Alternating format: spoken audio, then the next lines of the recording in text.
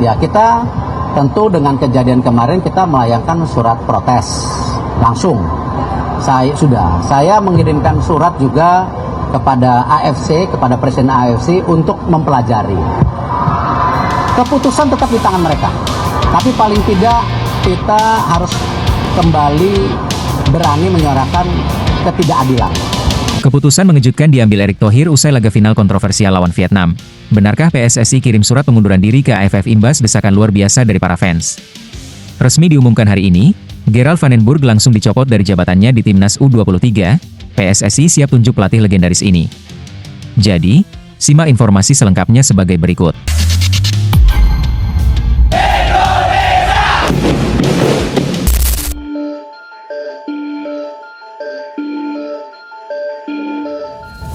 Sebagaimana yang diketahui, pertemuan antara tim nasional Indonesia dan Vietnam, baik di level senior maupun kelompok umur, selalu menyisakan cerita panas dan kontroversial.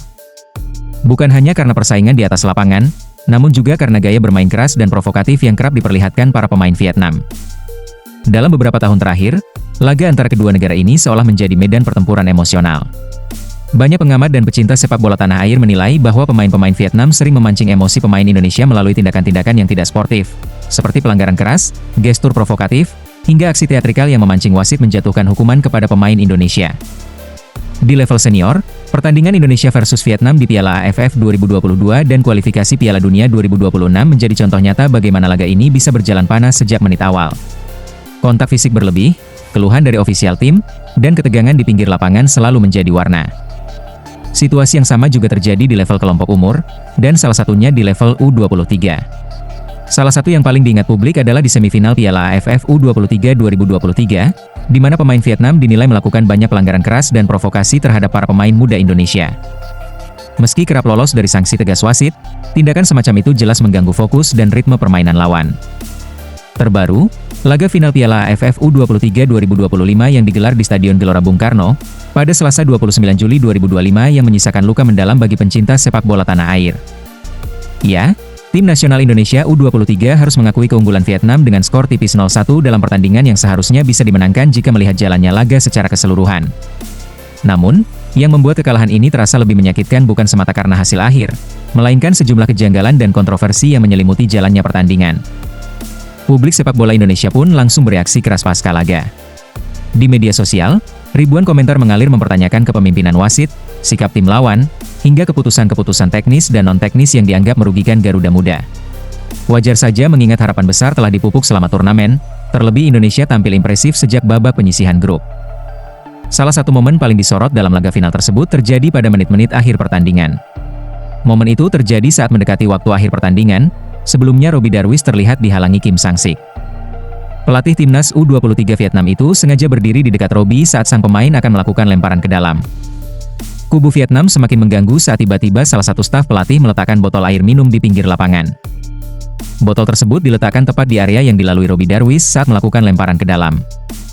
Tak pelak, hal itu membuat kubu Indonesia tidak terima, keributan pun sempat terjadi dan membuat wasit bertindak.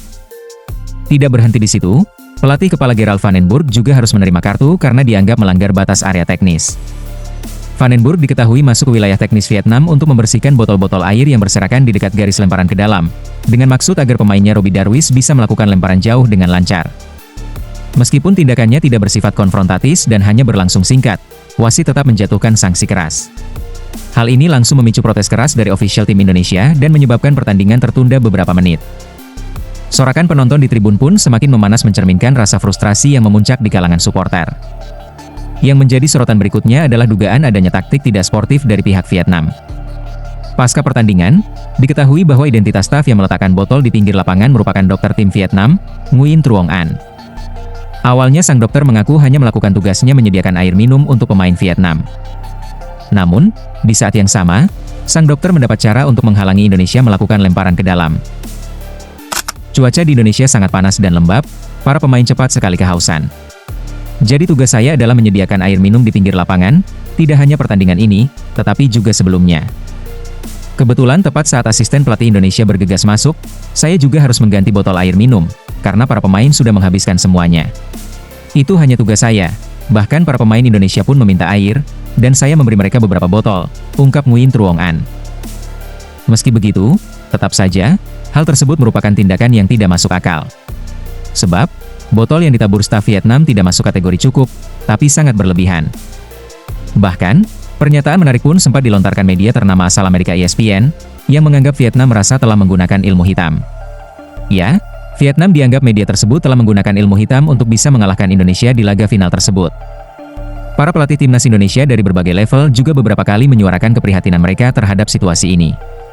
Mereka berharap adanya kepemimpinan wasit yang lebih tegas dan pengawasan dari federasi agar laga antara dua negara kuat ASEAN ini bisa berjalan lebih fair dan sportif. Pertarungan antara Indonesia dan Vietnam memang selalu menarik dari segi taktik dan gengsi, namun akan lebih membanggakan jika rivalitas itu dibangun atas dasar respek dan permainan yang menjunjung tinggi fair play. Sebab, sepak bola seharusnya menjadi ajang unjuk kualitas, bukan ajang adu emosi dan provokasi. Namun di balik kekecewaan yang mendalam, ada pelajaran besar yang harus segera disadari. Bahwa bermain bagus saja tidak cukup untuk menjadi juara.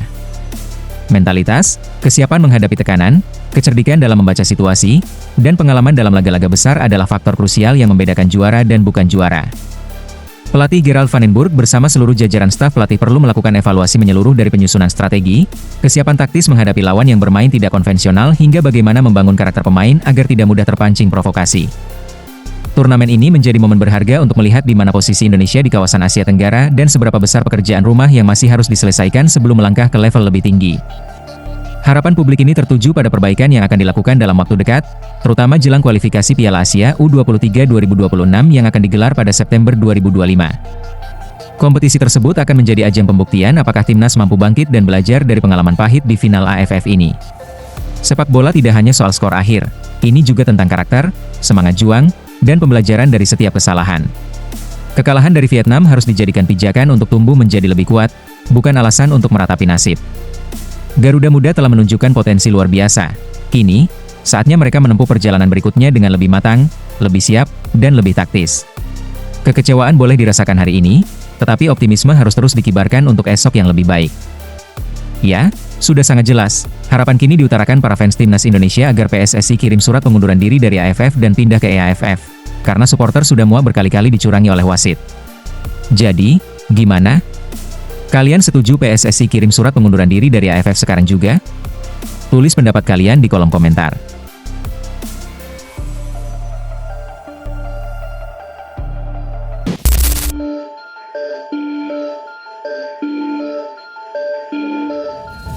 Lagi dan lagi, timnas Indonesia U23 kembali harus menerima kenyataan pahit harus merelakan gelar juara Piala AFF U23 kepada Vietnam. Ya, Vietnam kembali harus menjadi momok yang menakutkan bagi skuad Garuda di ajang kelompok umur. Kekalahan 1-0 dari Vietnam U23 di partai final Piala AFF U23 2025 memang cukup mengejutkan, sebab timnas Indonesia yang berstatus sebagai tuan rumah awalnya diprediksi akan menjadi juara. Namun nasi sudah menjadi bubur, timnas Indonesia harus pasrah kembali gagal juara Piala AFF U23 2025. Meski laga yang berlangsung semalam penuh dengan kontroversi yang dilakukan para pemain hingga pelatih Vietnam, namun, kekalahan ini tetap harus diterima dengan lapang dada karena memang inilah kenyataannya. Tentu, penampilan timnas Indonesia U23 di Piala AFF ini tetap harus diapresiasi meski masih banyak kekurangan di dalamnya. Skuad asuhan Gerald van den Burg telah berhasil mencapai babak final meski harus berakhir sebagai runner-up. Sementara bagi Vietnam, ini adalah gelar juara Piala AFF U23 yang ketiga berturut-turut. Pencapaian ini menunjukkan bahwa di bidang pembangunan pemain muda, Vietnamlah juaranya.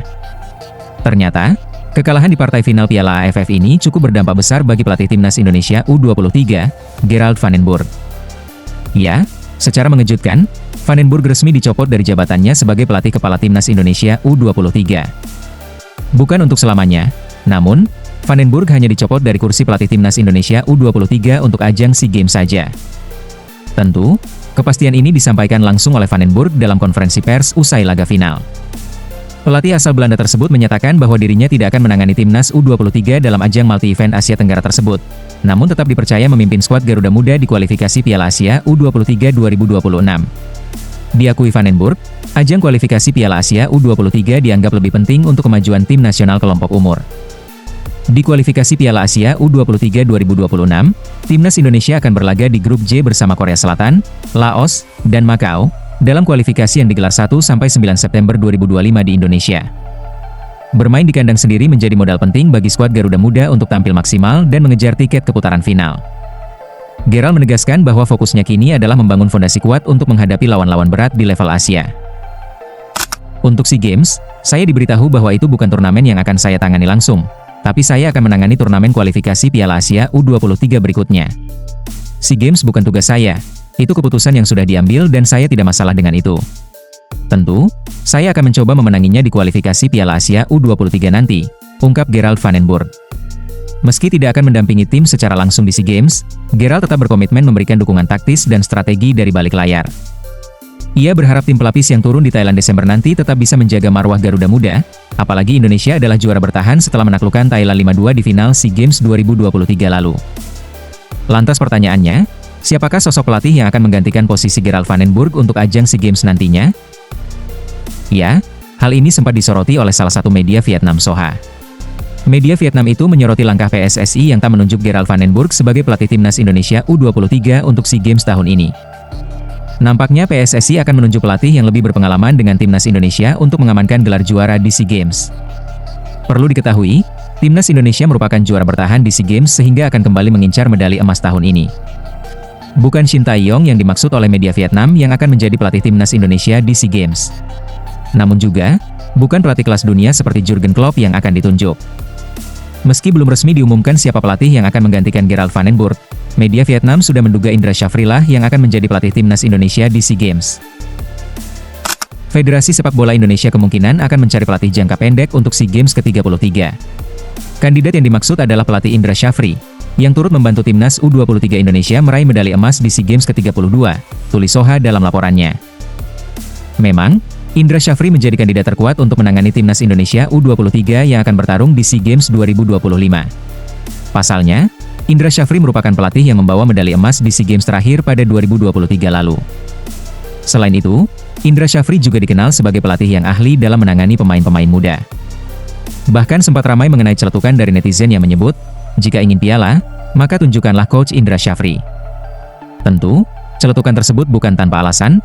Indra Syafri terbukti menjadi satu-satunya pelatih yang paling sukses di level kelompok umur. Bahkan, sosok sekelas Shin Tae-yong saja yang lumayan lama menangani skuad Garuda, tak mampu menyamai level Indra Syafri di timnas Indonesia. Lantas, akankah timnas Indonesia berhasil meraih emas SEA Games untuk kedua kalinya di bawah komando Indra Syafri? Ya, kita tunggu saja.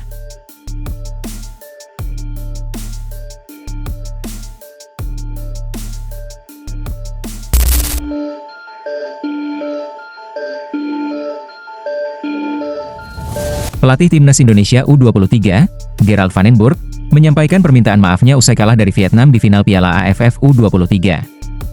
Ya, hasil tersebut membuat skuad Garuda Muda gagal menebus dosa setelah kekalahan lewat adu penalti dari Vietnam di final Piala AFF U23 edisi sebelumnya pada 2023. Padahal, timnas Indonesia U23 kini didukung oleh para supporter yang datang langsung ke SUGBK, dan Vandenburg pun ditanyakan soal itu setelah laga.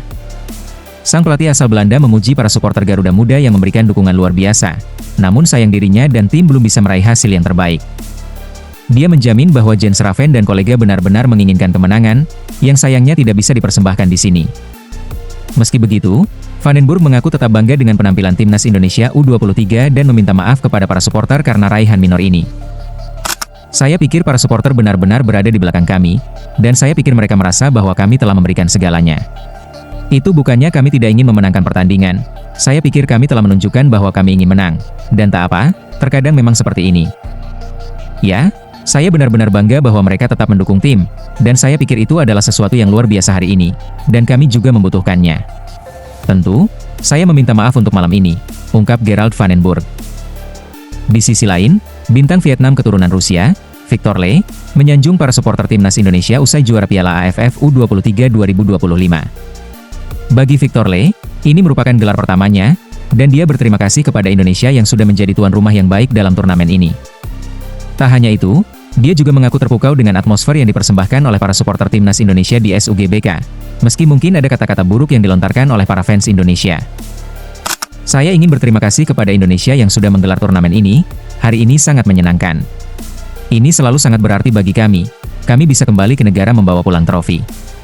Semua orang akan senang dan ini sangat berharga bagi rakyat Vietnam. Rasanya menakjubkan, tapi saya tidak tahu apa yang fans timnas Indonesia katakan, mungkin mereka meneriakan kata-kata buruk. Akan tetapi, Saya berusaha menikmatinya entah mereka berkata buruk atau baik, tapi atmosfer stadion sangat menakjubkan, ungkap Victor Le.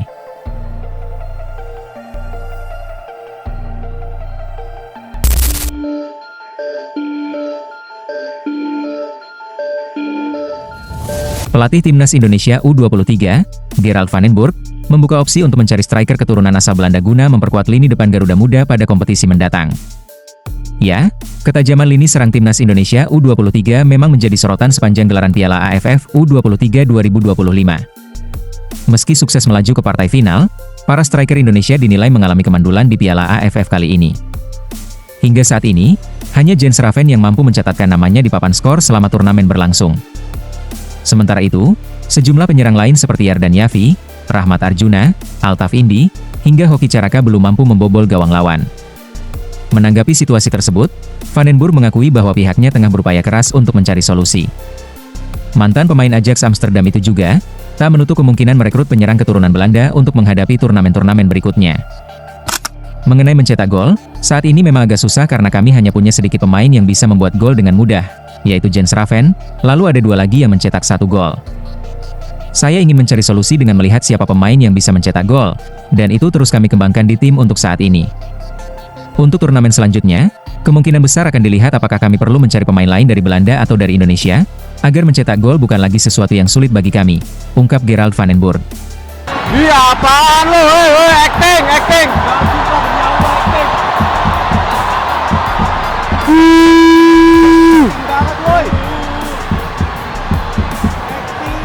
Bangun lo, jelek lo acting lo.